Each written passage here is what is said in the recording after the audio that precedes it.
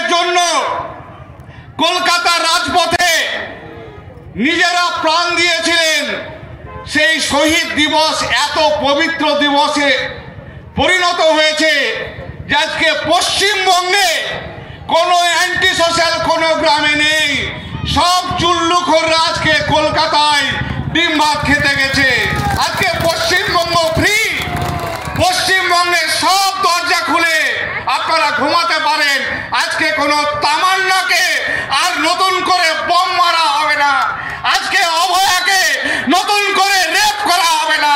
সব রেপিস্ট কলকাতায় ডিম ভাত খাচ্ছে আর চুল্লু মারছে।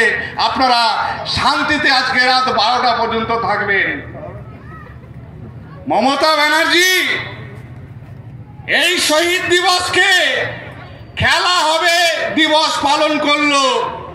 কোথাও বুগি বুগি ড্যান্স চলছে, কোথাও ডিজে বাজাচ্ছে, কোথাও ঝুমকা গিরারে বাজছে।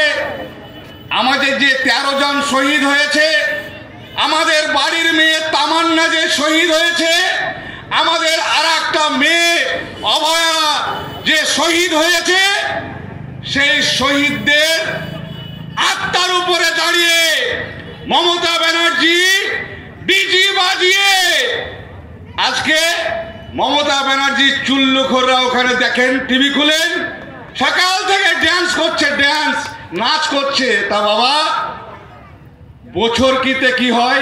আব্বা মা মারা গেলে 1 বছর প্রতি বছরে বাৎসরিক যে কাজ করি আমরা, সে কাজে তো মিলাদ মেহফিল হয়, সে কাজে তো পূজা পার্বণী হয়। আমরা তো কোনোদিন আমাদের আব্বা মা কাউরির মৃত্যুর জন্য আমরা বছর কিতে ডিজি বাজাই না। মমতা ব্যানার্জি, তুমি কেমন খেলা খেলছো? তুমি ডিজে বাজিয়ে আমাদের শহীদকে অপমান করছো। সেই শহীদের আত্মা তোমাকে ক্ষমা করবে না। কয়েকদিন আগে কি হয়েছিল?